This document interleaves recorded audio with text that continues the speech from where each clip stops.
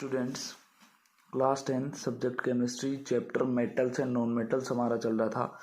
इसमें बेटा हमने जो लास्ट जो किया था वो क्या था, रिएक्शन जो है मेटल्स और नॉन मेटल्स की वाटर के साथ। आज जो हम स्टार्ट करने जा रहे हैं वो है बेटा रिएक्शन ऑफ मेटल्स और नॉन मेटल्स विद ऑक्सीजन। तो इसमें हम बताएंगे बेटा कि जब मेटल्स कंबाइन करते हैं ऑक्सीजन के साथ तो वो क्या बनाते हैं, बेसिक ऑक्साइड्स बनाते हैं। इसमें हम बताएंगे metals combine with oxygen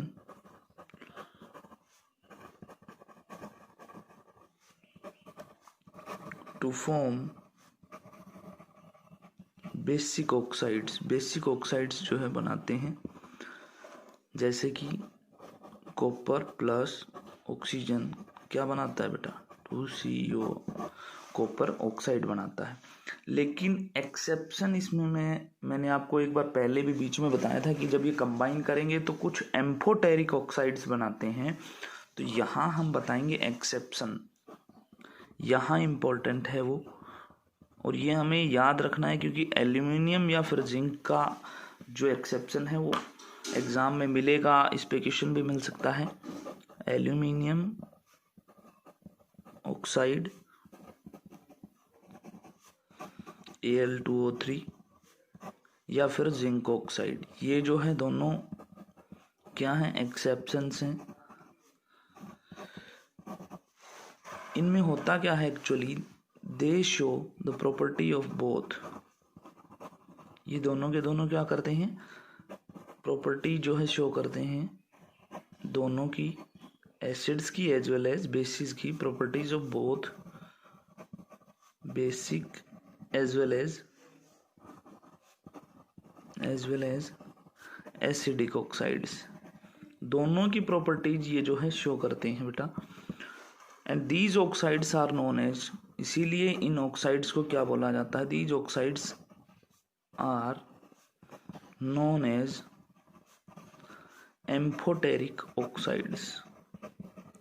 amphoteric oxides, अगर ये क्वेश्चन आ जाता है कि एम्फोटेरिक ऑक्साइड्स क्या होते हैं तो उसमें हम बता सकते हैं कि वो ऑक्साइड्स जो कि acids as well as bases दोनों की प्रॉपर्टीज शो करें वो क्या कहलाएंगे, एम्फोटेरिक ऑक्साइड्स। जिस तरीके से देखिए आपको एग्जांपल देते हैं यहाँ पे एल्यूमिनियम का। अगर मान लीजिए एल्यूमिनियम ऑक्साइड हमने लिया प्लस स्ट्रॉन्ग बेस के साथ इसको हम रिएक्ट करवा रहे हैं, ये क्या है, स्ट्रॉन्ग एसिड के साथ हम इसको रिएक्ट करवा रहे हैं, तो ये क्या बनाएगा, सोल्ट प्लस वाटर बनाएगा। ठीक है, salt aluminium chloride plus water, ये जो है सोल्ट हो गया और ये वाटर हो गया।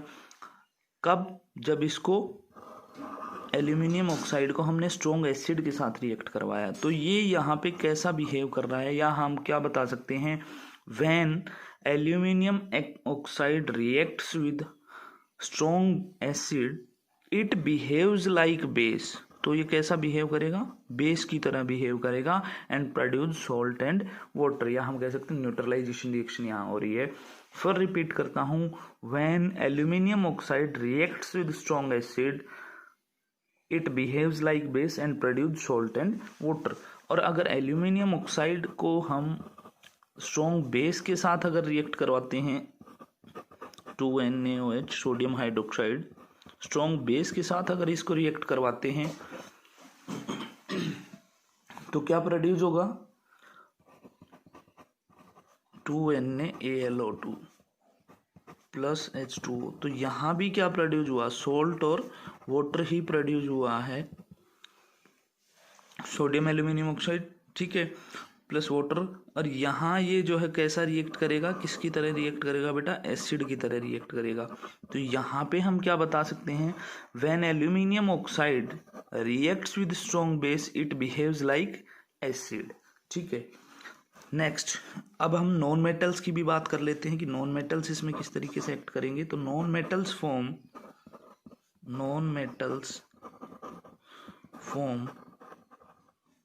oxides which are either which are either acidic or neutral. Non metals जो है वो ऐसे ऑक्साइड्स बनाते हैं जो कि या तो एसिडिक रहेंगी या फिर न्यूट्रल होंगी। ठीक है, मेटल्स की हमने बात कर ली। नॉन मेटल्स कैसे ऑक्साइड्स बनाएंगे, विच आर आइदर एसिडिक और न्यूट्रल। एग्जाम्पल में इसमें हम बताएंगे बेटा कार्बन डाइऑक्साइड, सल्फर डाइऑक्साइड, ये जो है एग्जाम्पल्स हैं किसके, ऑक्साइड्स के जो कि एसिडिक हैं। कार्बन डाइऑक्साइड हो गया, सल्फर डाइऑक्साइड हो गया, नाइट्रिक ऑक्साइड हो गया। ठीक है, और H2O हाइड्रोजन का जो ऑक्साइड बनेगा वो कैसा होता है, न्यूट्रल होता है। ठीक है बेटा, तो non metals form oxides which are either acidic और neutral.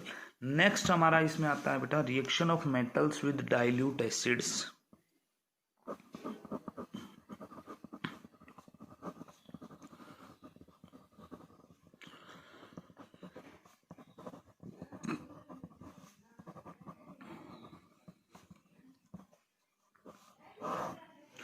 Reaction of metals with dilute acids. तो बेटा मेटल्स जब डाइल्यूट एसिड के साथ रिएक्ट करेंगे तो क्या बनाएंगे, metals plus dilute acid gives us salt plus hydrogen. क्या प्रोड्यूस होगा, साल्ट और हाइड्रोजन। जैसे कि जिंक प्लस डाइल्यूट हम HCl ले लेते हैं, स्ट्रॉन्ग एसिड है, क्या मिलेगा हमें, ZnCl2 प्लस हाइड्रोजन गैस इसमें से इवॉल्व हो जाएगी। इसी तरीके से दूसरा इसका जिंक प्लस डाइल्यूट H2SO4 ले लेते हैं, सल्फ्यूरिक एसिड, क्या मिलेगा, ZnSO4 plus hydrogen gas evolve हो जाएगी। अब इसमें भी एक चीज और आती है बेटा, देखिए क्या होता है इसके अंदर, यहां हम बताएंगे हाइड्रोजन गैस एक्सेप्शन स्टार्ट हो जाते हैं बेटा। यहां ये भी इंपॉर्टेंट है, hydrogen gas is not evolved, hydrogen gas evolve नहीं होगी when a metal react with nitric acid. जब भी कोई मेटल रिएक्ट करेगा नाइट्रिक एसिड के साथ तो हाइड्रोजन गैस उसमें से इवोल्व नहीं होगी। अब क्यों नहीं होगी ये देखिए, it is because nitric acid is a strong oxidising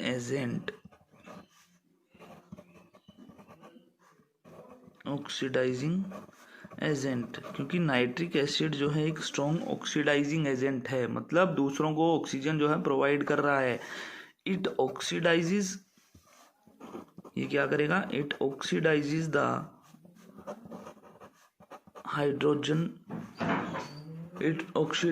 the hydrogen, produce to water. जो हाइड्रोजन गैस इवॉल्व होगी उसमें से उसको ऑक्सीडाइज करेगा और क्या प्रोड्यूस करेगा, water, and itself gets reduce, और खुद क्या हो जाएगा, रिड्यूस हो जाएगा, itself gets reduce to any of the nitrogen oxide. किसी भी नाइट्रोजन ऑक्साइड के अंदर ये जो है रिड्यूस हो जाएगा। जैसे कि नाइट्रोजन ऑक्साइड्स के क्या क्या होते हैं, N2O, NO2, इनमें किसी भी नाइट्रोजन ऑक्साइड के अंदर ये रिड्यूस हो जाएगा। बट एक चीज और एक्सेप्शन आ गई है यहाँ बेटा, देखना, बट मैग्नीशियम, सिंबल क्या होता है मैग्नीशियम का, Mg, and manganese Mn react with very dilute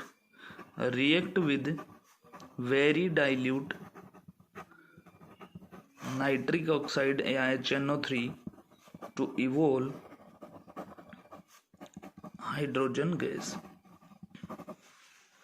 देखिए फिर रिपीट कर देता हूँ बेटा, हाइड्रोजन गैस जो है इवोल्व नहीं होती जब कोई भी मेटल रिएक्ट करता है नाइट्रिक एसिड के साथ। ये क्यों होता है, क्योंकि ये नाइट्रिक एसिड एक स्ट्रॉन्ग ऑक्सीडाइजिंग एजेंट है, ये अपने आप को ये जो है क्या करेगा, ऑक्सीजन प्रोवाइड करेगा दूसरे को, तो it oxidise the hydrogen produce, जो हाइड्रोजन प्रोड्यूस हुई है उसको ऑक्सीडाइज करेगा, ऑक्सीजन प्रोवाइड करेगा और क्या बना देगा उसको, वाटर बना देगा, ठीक है, H2O बना देगा उसका, ठीक है। And it self gets reduce to any of the nitrogen oxides, और खुद जो है रिड्यूस हो जाएगा किसी भी नाइट्रोजन ऑक्साइड के अंदर। लेकिन दूसरा एक्सेप्शन यहाँ ये भी आ गया कि मैग्नीशियम और मैंगनीज के साथ जब रिएक्ट करेगा डाइल्यूट नाइट्रिक ऑक्साइड या सॉरी नाइट्रिक एसिड, तो क्या प्रोड्यूस होगी, फिर यहाँ पे क्या होगी, हाइड्रोजन गैस प्रोड्यूस होगी। एग्जाम्पल देखिए, जैसे जिंक हो गया, जिंक प्लस डाइल्यूट HNO3, तो क्या प्रोड्यूस होगा, जिंक नाइट्रिक ऑक्साइड और प्लस H2O। ये यहाँ से क्या, इसको H2O बना देगा, लेकिन हम यहाँ शो नहीं कर सकते, इसको H2 ही दिखाएंगे, बल्कि ये खुद रिड्यूस होके ऑक्सीडाइज कर देगा H2 को, ठीक है, और H2O बना देगा, ठीक है। तो ये था बेटा जब रिएक्शन होती है मेटल्स की विद डाइल्यूट एसिड्स के बारे में। इसमें छोटा सा टॉपिक और बचा हुआ है रिएक्टिविटी सीरीज के बारे में, कल इसको कंप्लीट करेंगे और नेक्स्ट जो रिएक्शन है मेटल्स या नॉन मेटल्स की किसके साथ होगी उसके बारे में पढ़ेंगे। आज के लिए इतना ही। Thank you and have a nice day.